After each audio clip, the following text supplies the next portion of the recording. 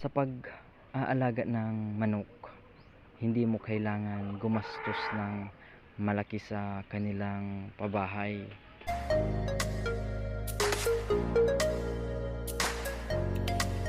Mapagpalang araw po mga ka-backyard.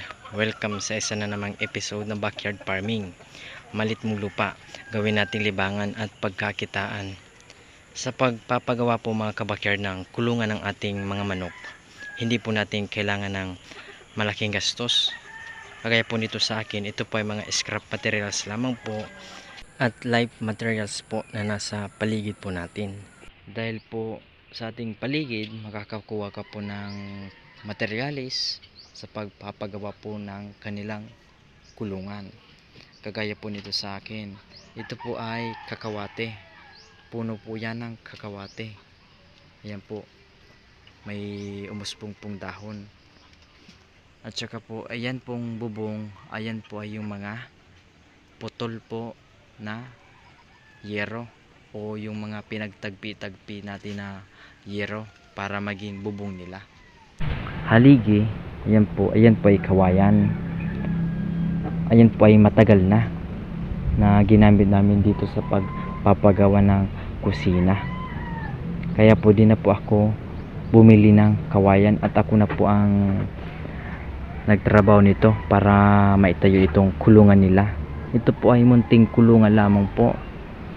Ayan po ay dyan na muna sila sapagkat ang ating mga alaga ay di pa po madami at saka kasya naman po silang lahat dyan.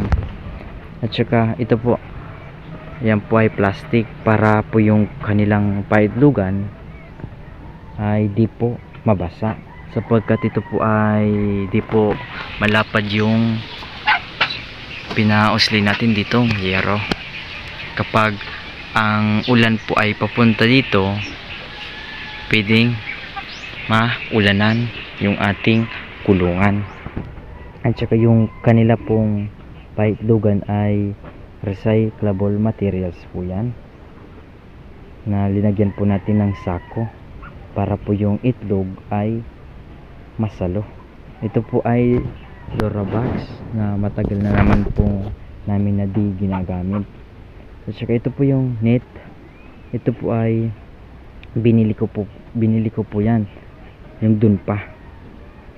Kaya po ang sa pagpapagawa po natin dito, ang ating ginastos lamang po ay itong net, yung pako, may pako. Ang pako po nitong ginamit ko yung mga naigamit na, yung mga kakalawingin ng pako, pero po ay mga matitibay pa. Pinili ko lamang po yung pwede pang magamit para hindi na po tayo bumili ng pako na pampako natin dito sa ating pagpapagawang kulungan.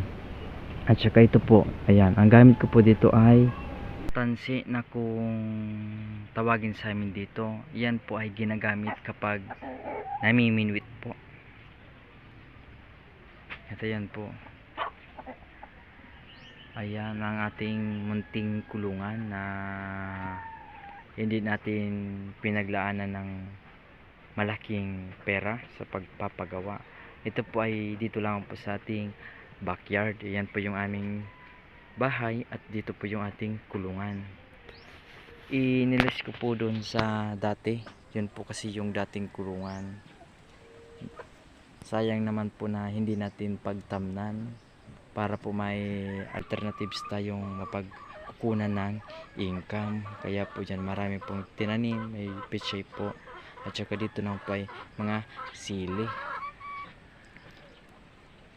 Kasi po kung napanatili po natin doon, silang mga alaga nating manok ay di po tayo makapag tanim ng maramihan na mga gulay. Ngayon po kasi ang mga bilihin ay ang mamahal na po, kaya kailangan po nating gumawa ng paraan para po di tayo magastusan ng grabe. Kaya po yan ang plano natin dito. Inalis natin yung kulungan nila doon sa dati, sa luma, at ginawa natin dito na panibago na ang gamit lang po natin ay mga scrap materials na mga naigamit na po natin. Kaya po yan, nagawa ko ng kamang pagtatamnan at saka pinadami ko pa po ang kama para mas madami pang ating matanim, kasi doon po yung mga kalabasa natin. Ayan po, marami pa po yan ng mga kahoy na di pa natin ipinuputol, hindi naman po natin kakailanganin para kung sa susunod na magpapagawa tayo, may bagong project po tayo dito sa ating backyard, ay pwede po tayong pumuto lamang kagaya po niyan. Yun po ay kakawate. Meron po tayo dyan na ipil-ipil at iba pang mga kahoy na po pwede po nating gawing pabahay sa ating mga alaga. Ayan po yung ating kulungan. Ayan po. Mga pinagtagpi-tagpi lamang po at saka mga pinagdugtong na mga kahoy. At saka yan po ay di ko po ito ipinako. Ang ginawa ko po lamang dito ay para kung ito po ay ang purpose ko po dito ay kapag inalis o kapag ililipat po ay madali pong tanggalin. Kaya po ito sa ibabaw may bakal na ipinatong lamang po at saka ginakod po ng alambre para po di kapag malakas po ang hangin ay di po umaalog-alog. Kaya po yan ang ginawa ko, pero yan po ay matibay. Ayan po, kasi po ito ay bakal po yan at saka ito po ay yung malaking kahoy ng ipil-ipil. Ayan po, ako lamang pang nagawa nito. Kahit po kayo ay makakagawa po kayo ng kulungan na hindi nyo po kailangan kumuha po ng tagagawa ng karpentero, kasi po kahit pa paano ay makakagawa po tayo ng kulungan na di po natin kailangan lumabas ng maraming pera, kasi po tayo ang nag-uumpisa pa lamang magparami para kapag dumating po ang panahon na marami na po ang ating alaga ay meron po tayong perang mailalabas. Ayan po, napakasimple lamang po ng ating kulungan at saka ginawa po natin sila ng, yan po ang tawag po niyan ay yung patulugan. Ayan po, ginagamit natin ditong pampainom ay Bitmin Pro at saka sa mga layers po natin ay Egg 1000 para po mas dumami po ang produksyon ng kanilang pangingitlog. Ito yan po.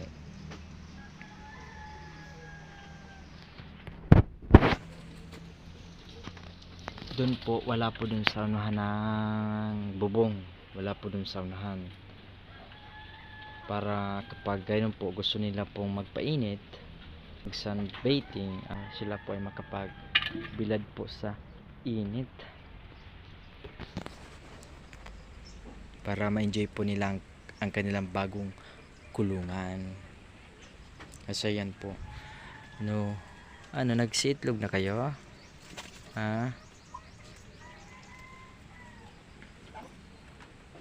Ito yan po, ayan, marami po tayo dyan na tanim na kamatis, pechay, may okra at saka may sibuyas po. Dito ay di pa natin na ililipat yung mga napunla nating sili.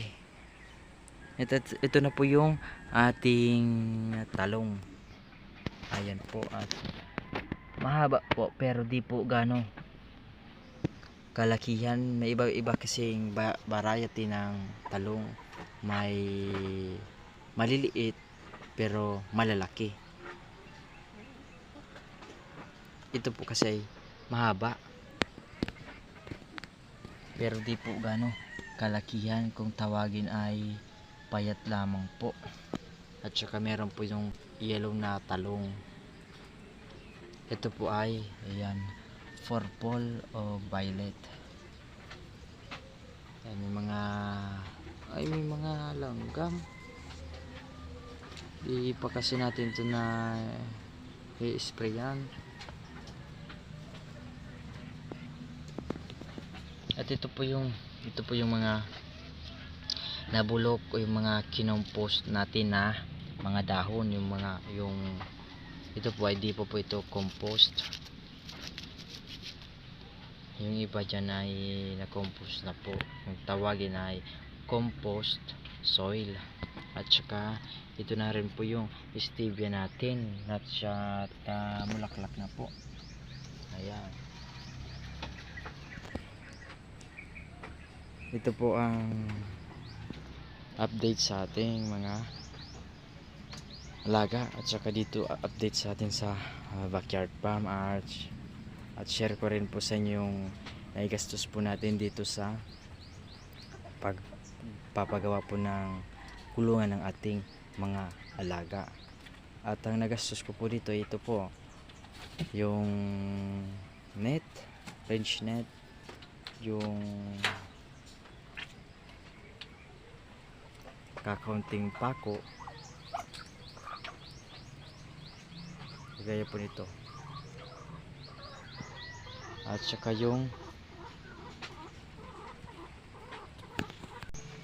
at kung tutusin lamang po mga kabakyard, ang nagastos po natin lang dito sa pagpapagawa hindi nga umabot ng 500, mga ganyan po. Kasi po ito po ay hinit lamang po ang ating naigastos po dito. Ito po yung total, ito po yung talagang naigastos po natin dito, sapagkat ito po yung ibang materyales ay nagamit na po natin dito sa backyard, naigamit na at saka ginamit pa po natin para di po masayang. Kasi po ay matitibay pa po yan, matitibay pa po, kaya ginawa po natin na materialis dito sa pagpapagawa po ng kulungan ng ating mga manok. Ayan po. Shout out kay Bike Tayo. Maraming salamat po sa iyong suporta. Ito po pala mga kabakyard na range net ay binili ko po sa online, kaya po nakamura po tayo. Ito pong presyo ay maaari pong hindi akma sa iyong lugar dahil po hindi po tayo pare-pareho ng lokasyon. Ang nagastos ko po dito ay 240 pesos lamang po.